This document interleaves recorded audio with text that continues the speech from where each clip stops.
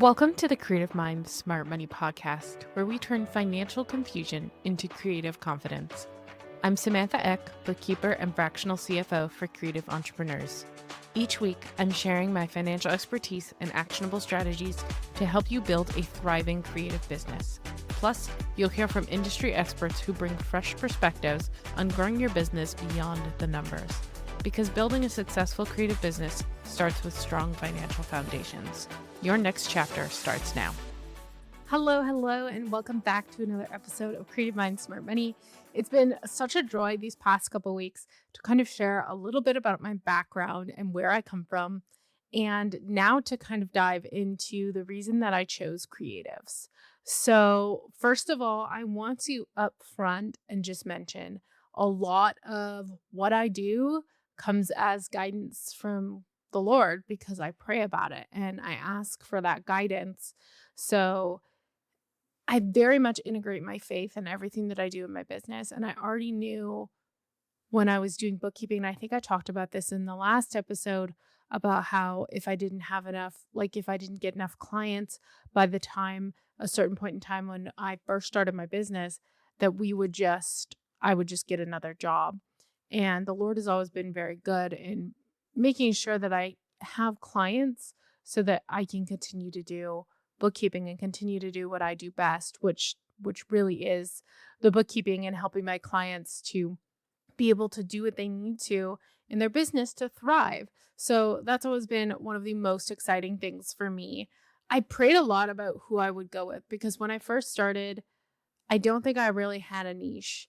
A lot of people that I spoke with said, "Oh, you don't need a niche. Like niching down really limits you." And I will say that despite the fact that I do have a niche, that I did choose the creative industry as someone that I wanted to work with, I have clients from all over. So I do not just have creative clients. The favorite people that I do work with are my creatives, but I love all my clients, even the ones who aren't creatives.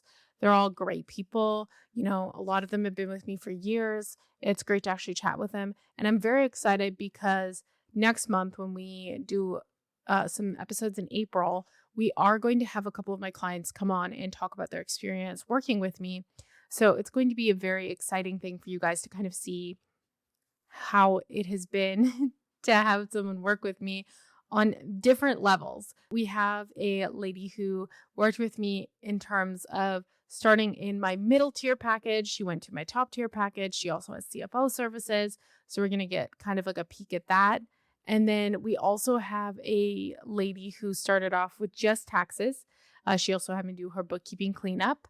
And then I stopped doing taxes, but she still has come to me for bookkeeping. So we worked together on her bookkeeping. We just actually recently upgraded her to the middle tier package and also got her some cash flow in there as well. So those are the two ladies that you're going to be hearing from. I won't reveal their names quite yet because I would love to just have that generalized conversation once we get there. But it's very exciting. So anyways, back to the topic of why I chose creatives specifically. For me, as I told you guys in my background, I did have two creative businesses before I found bookkeeping, before I started bookkeeping. A lot of it was sewing children's clothing. It was making stickers and pins for an Etsy store. So I'm very intimately familiar with creatives in general. Now, obviously, making clothing and doing pins and stuff like that is a product-based business. But when you apply the same principles to the service-based business, because I am a service-based business myself, I'm able to help more of these service-based creatives. I do have a couple of creatives that I work with that are product-based that we kind of work with. But the bread and butter of, where we can reach limitless possibilities is definitely with service providers that I work with. The social media managers, the graphic designers, things like that. And the specific reason that I chose creatives, like I said, is because I've been in their shoes. And I told you guys this in the past couple episodes. I remember just feeling so confused about money. I didn't touch money. I didn't think about it. I just kind of created. And I think there are a lot of creatives that do that. And there's just a lot that's going on in their heads that they don't think about it. And I want to just mention as well, like when you first start out, your finances are very easy. Your finances are very straightforward and simple. You have, some subscriptions, you have some money coming in, you don't have a lot going on. But once your business starts to grow and you start to bring in more income, you start to add contractors, you start to add, different things that are going on in your business, more than just one software subscription, things start to get really crazy and the reason being obviously is because you're growing. And a lot of the times, what I've experienced is these creatives will say, oh, like if I just get $10,000 more, if I just get a little bit more money, I'll be fine. Like nothing is going to change. I'll just have more money.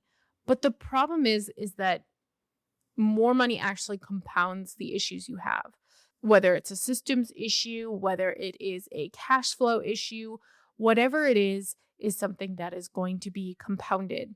And I, as a creative from the past, just remember feeling like, oh, I just need more money. I just need more money. And I'm a testament to this fact because I was someone who was thinking that I just need more money. I just need more money in order to get to the next step. But that's not true. And it doesn't help you. If you don't understand what's going on with your business and you don't understand what you're looking at with your numbers, then you can't move forward. And I never want anybody to feel the way that I felt while running my business to run their business, because there's a world of possibilities when you actually look at and analyze your numbers. And I'm not just talking about looking at your past numbers. I'm talking about looking at your cash flow and looking at your numbers that you currently have right in front of you. So actually analyzing everything and saying, okay, do I have the cash to hire a contractor? And what are the most powerful testaments that I can ever say? And again, this is one of the ladies we're going to talk to with the case study, is that we looked at her cash flow and we had our numbers in. We knew exactly what she had coming in. We knew exactly what she had going out. We were able to immediately tell her that she could be able to afford another employee in the snap of a finger because we knew exactly what we were looking at. And even if you are someone with variable income, it is still a very realistic possibility to be able to show you the cash flow that you have coming in, because you still have ways of like predicting what you're going to have coming up, right? For example, one of my clients that we have on cash flow has very variable income. She does estate auctions, and some of her auctions will end on variable dates. So one week she could have $20,000 in income. Another week she could have $2,000 in income. And of course, what our concern is making sure that her bank account has enough money to cover her payroll, to cover her own pay, to cover whatever else she needs so that we can get her to where she needs to be. So we come up with like a baseline number that always needs to stay in the bank account to make sure that we are good so that we're not overspending. So we say, okay, we need to make sure we have at least $10,000 in the bank account to cover payroll and any money you want to pay yourself. So anything over that, we need to be very careful of. Don't go out for meals if we don't have enough money during that week, et cetera, et cetera. It's very hard because cash flow is always fluctuating when we have those businesses who don't have the recurring revenue. But it's also very helpful because it helps you to see trends, right? Like we were immediately able to identify, okay, we have an average of $7,500 in payroll. We need to make sure that we have at least that money in the bank account.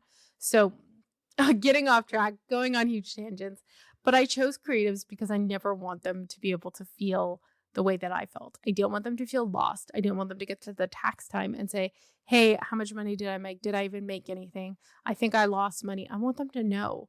I want you to get to a period at the end of the year where you're looking back at your numbers and you're saying, I know exactly how well I did last year. And I'm so, proud of the accomplishments that I've made over the past year. Because you should be able to celebrate those numbers. And a lot of the times, so when we look at things on a month over month basis, sometimes there's a lot of fluctuations. Sometimes we have a negative month. And I always tell my clients, like, don't look at a negative month as like a sign that you're not successful. There are good months and there are bad months, and there's good months and bad months in every business. There's good months and bad months in huge businesses like Apple, like Samsung, like Microsoft. Everybody has a good financial month fiscally and a bad financial month fiscally. It's impossible to have consistent good months. Sometimes things happen. Maybe clients choose to leave. Maybe, you have a big expense come up. Maybe your computer breaks down and you need to replace your computer. There's just a bajillion and one things that come up and will need to be done. So in essence, at the core of what I'm trying to say, why did I choose creatives? Well, I honestly chose creatives because they're like me. They want to create. They want to take the time to dig into their business and do all the things that they enjoy doing, the websites, the content creation, the talking to the clients. They don't want to do the behind the scenes administrative stuff. And while I used to not want to do that for my business, I love living vicariously through creatives and being able to look at their numbers and say, wow, like, look at how amazing Anna's doing, or look at how amazing Rebecca's doing, just throwing out random names there, but just being so proud of their progress, because I am absolutely my client's biggest cheerleader. And one of the things that I enjoy about working with creatives, like I said, is living through them, but also being able to see the massive amounts of progress that they've made. Like, some of the clients that I've worked with have gone from making low thousands of dollars a month to making tens of thousands of dollars to months to making 20s of thousands of dollars per month. So it's an amazing thing to see the progress and be able to be proud of that and be able to look at their back end and say, wow, this is someone who's doing amazing work. Because I didn't have anybody like that for me when I was doing my creative businesses. I didn't have anybody cheering me on and telling me how well I was doing. So I didn't know. I was just so focused on creating. And the power of having someone behind you telling you how well you're doing, not just from like, oh my gosh, you're doing amazing, look at your content, like stuff like that. That's a good thing as well. But also having someone to be like, factually, you are doing so well. Or, factually, here's what we could be doing better so that you could be doing so amazing. And like, I'm always so positive with my clients when we talk about that. But that's why I want to work with creatives, is because I want to see them succeed. There is a statistic out there that say most businesses don't ever get past 5 years in business. I'm in year 3 as of recording this podcast. I'm in the 3rd year of my business, and I'm very much looking forward to, going throughout this year. But my business is also in a very different standpoint than some of these creatives, and I want them to be able to survive. I want them to beat that statistic. I want them to look back in 5 years and say, wow, like, all the help that Samantha's provided me has helped me to get to this certain point in my business. And I want that for all of my clients. So I chose creatives, again, because I relate to them, because I've been in their shoes, because I know what it's like to feel stressed and not be able to know what's going on in your business. And because I want to be that person that's their cheerleader, because I've been in their shoes. So I want to cheer them on and make sure that they are beating the statistics and being successful. So again, a little bit more personal, a little bit more relational, something that you guys can really connect with and get to know with. But that's why I chose creatives. That's why I want to work with creatives. And that's why I love them so, so, so dearly. So the next episode that we're going to talk about is going to be our last one in this little personal series. And then, like I said, we're going to dive into a couple of case studies and talking with some of my clients and the things that have changed for them and the impact that they've had with working with me. And then we'll kind of get back into regular programming. But I thought this would be a nice break, like I said, for you guys to really get to know me and get to know who I am at my core. As always, guys, I hope you have the best week ever. If you like this episode, please share it, like it, subscribe. Let me know if you have any topic suggestions. I always appreciate you guys listening, and I see you guys listening, and I appreciate it so, so much. I wish you the best week ever. We'll see you next week. Farewell, fellow travelers.